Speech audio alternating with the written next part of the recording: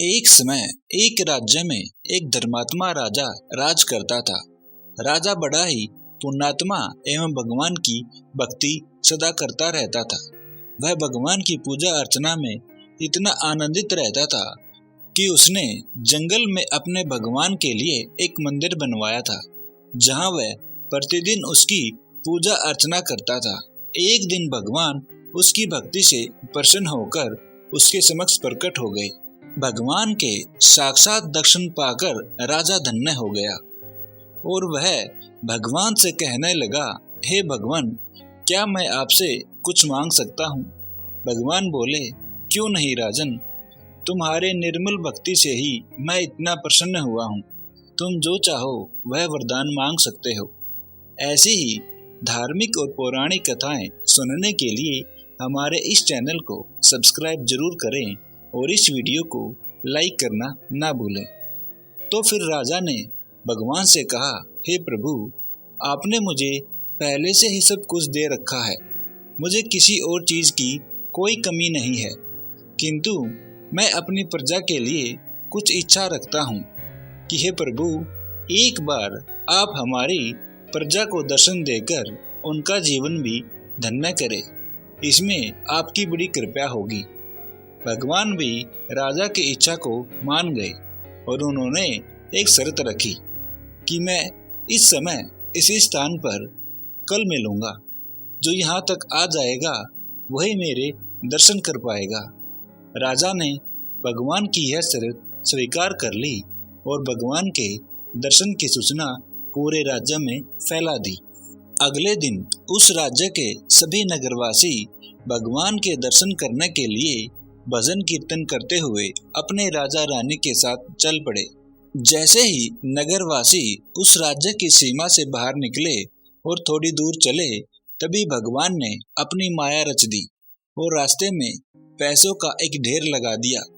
पैसे के ढेर को देखकर सभी नगरवासी अपनी अपनी झोली में पैसे बटोरने लगे। राजा अपने नगरवासियों को समझाता रहा कि ऐसा मत करो, क्योंकि भगवान बस थोड़ी ही कुछ दूर पर हैं। अगर तुमने उसे पा लिया तो फिर यह धन धान्य क्या चीज है।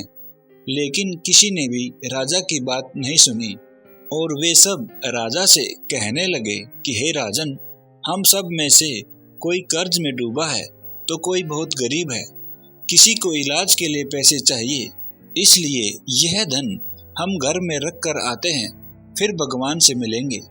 लेकिन उनमें से कुछ लोग ऐसे भी थे जो भगवान को प्रमुखता देते हुए राजा के साथ आगे चल दिए। आगे बढ़ने पर उन्हें क्या दिखता है कि रास्ते में एक चांदी का ढेर लगा पड़ा है। अभी बचे हुए जो लोग थे वह भी चांदी को देखकर उलझन में पड़ गए। राजा ने फिर उन नागरिकों को समझाते हुए कहा कि भगवान बस कुछ ही दूर हैं, इसमें उलझना व्यर्थ है। राजा की बातों को सुनकर उनमें से कुछ लोग राजा के साथ आगे बढ़ने लगे तो कुछ लोग चांदी को लेकर वापस अपने घर लौटने लगे।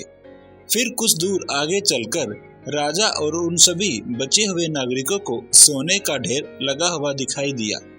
राजा के साथ जितने भी लोग बचे हुए थे वह सब सोने के ढेर को देखकर वहीं रुक गए। तब राजा ने समझाया कि ऐसा मत करो, भगवान कुछ ही दूर पर हैं। लेकिन इतना सारा सोना देखकर नागरिकों का मस्तिष्क काम नहीं कर रहा था और वह सभी अपने लक्ष्य से भटक गए और उन्होंने सोचा कि इतने सारे सोने में तो उनकी कई पीढ़ियों की गरीबी मिट सकती है, और वह राजा की बातों को अनदेखा करके सोना लेकर अपने घर की ओर चल दिए। और अब भगवान की दर्शन के सफर में सिर्फ दो ही इंसान रह गए, एक राजा और एक उनकी पत्नी। लेकिन भगवान की परीक्षा अभी खत्म नहीं हुई थी। इस बार मार्ग में दोनों राजा और रानी थोड़ी दूर चल ही थे कि उन दोनों को हीरे, मोती और कीमती रत्नों का एक ढेर दिखा, जिसे देखकर रानी का भी मन भटक गया। तब राजा बोला कि हे प्रिय, तुम ये क्या कर रहे हो? चलो, भगवान हमारी वहां प्रतीक्षा कर रहे हैं। तो फिर रानी ने उत्तर दिया, हे राजन, ऐसे रत्नों को मैंने कभी नहीं देखा, मुझे इसे अर्जित करने दें। आप आगे बढ़िए, मैं फिर कभी दर्शन कर लूंगी।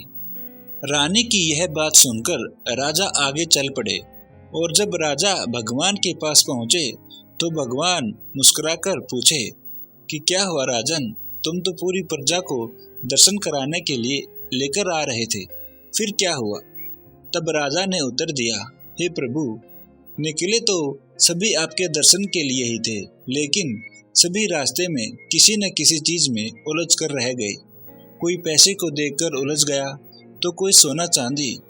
तब फिर भगवान ने राजा से बोला, इसलिए हे राजन, जो व्यक्ति संसार के इस मोह माया को त्याग कर मेरे समीप पहुंच पाता है वही मोक्ष का पात्र होता है, और जो इन सब में उलझ कर रह जाता है वह मृत्यु लोक में शायद सभी सुखों को भोगे, लेकिन वह मुझे प्राप्त नहीं कर सकता।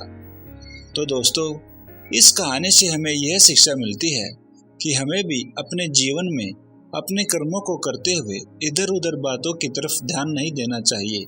अगर हम अपने जीवन में कुछ बड़े लक्ष्य लेकर कर्म कर रहे हैं तो हमारे जीवन में उस कर्म को करते हुए बहुत से नकारात्मक कर्म सामने आते हैं, जिससे हमें बचना चाहिए ताकि हम अपने लक्ष्य में सफल हो पाएं।